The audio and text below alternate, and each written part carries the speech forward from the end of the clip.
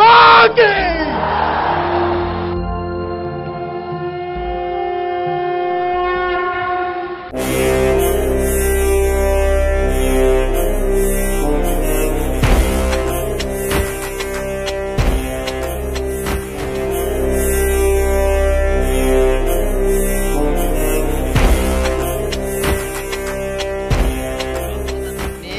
కోట్లు దొంకొమ్మని చెప్పు అడవుల్లో చెట్లు పెట్టేమను ఊరు పొలాలంతా తినేయని వానలే వర్షాలే వాడు వచ్చినప్పటి నుంచి నాశనం పట్టుకుంది కాదయా తెలుగుదేశం వచ్చినప్పటి నుంచి దరిద్రం చుట్టుకుంది దరిద్రం చుట్టుకుంది ఏ ప్రపంచం దరిద్రం చుట్టుకుంది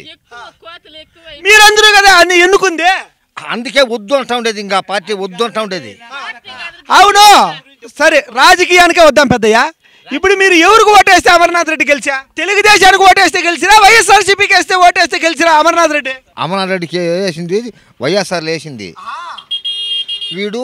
200 కోట్లు తీసుకొని జంప్ అయిపోయా ఇప్పుడు 500 కోట్లు సంపాదించుకుంటున్నాడు సరేనా ఈ దీంతో ఇంతటితో నాశనమే ఇంకా రాడు వైఎస్ఆర్సీపీకి ఓటేస్తే వైఎస్ఆర్సీపీకి అవ్వాలని అనుకుంటారు లాస్ట్కి వైఎస్ఆర్సీపీలో గెలిచి అమర్నాథ్ రెడ్డి దాంట్లో టీడీపీలోకి వచ్చా అవునా కదా నిన్ను అడిగినా లేదా ఊర్లో వాళ్ళందరినీ అడిగినా ప్రజల్లారా నన్ను వైఎస్ఆర్సీపీలో ఓటేస్తే నేను పోదునా వద్దని అడిగినా ఓకే అంటే ఏ పార్టీలోనే ఉండొచ్చు ఏ పార్టీకైనా వెళ్ళిపోవచ్చు తీసుకొని వెళ్ళిపోయినాడు ఓకే మీ వాదన ప్రకారంగా ఇలా అనుకుంటా ఉన్నారు ఇది నిజమో అబద్ధమో ఏమో ఆయన నోటిని ఇంకా వచ్చేసింది మేమేదో పంట పొలాలు ఏనుగులను వస్తే పార్టీల గురించి మాట్లాడరు ఓకే ఎనీవే ప్రజలందరూ పార్టీల గురించి మాట్లాడితేనే సమస్యలు తీరేది పార్టీలే సమస్యలు తీర్చాల్సింది పార్టీల గురించి మాట్లాడకపోతే సమస్యలు ఎవరు తీరుతాయి సమస్యలు తీర్చాల్సింది వీళ్ళే కదా అంటే ఇందుకైనా ప్రభుత్వాలను ఎన్నుకునేది ఇందుకైనా ప్రభుత్వాలన్నీ ఉండేది ఇందుకైనా నాయకులందరూ ఉండేది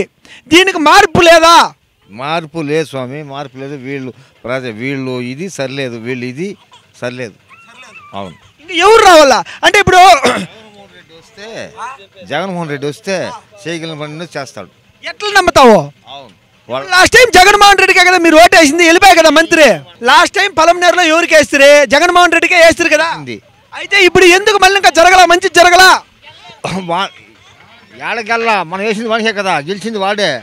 వీడు 200 కోట్లు తీసుకొని జంప్ అయిపోయినాడు కదా ఆయన వేరే ఆయన ఎనీవే పార్టీల గురించి అంత దీని గురించి నేను మాట్లాడాలని అనుకోలేదు కానీ ఇష్టం వచ్చినట్లు ఒక పార్టీలో గెలిచి ఇంకో పార్టీలో జాయిన్ అయిపోయేదంటే అది కరెక్ట్ అయింది కాదు ఖచ్చితంగా ఫైనల్కి మేమేమంటే రొంపులో రామాయణాలు పెట్టాలని కాదు కానీ ప్రతి ఒక్కరూ సమస్యల్ని క్షుణ్ణంగా అర్థం చేసుకొని పరిష్కరించాలని చెప్పి మనస్ఫూర్తిగా కోరుకుంటున్నాం.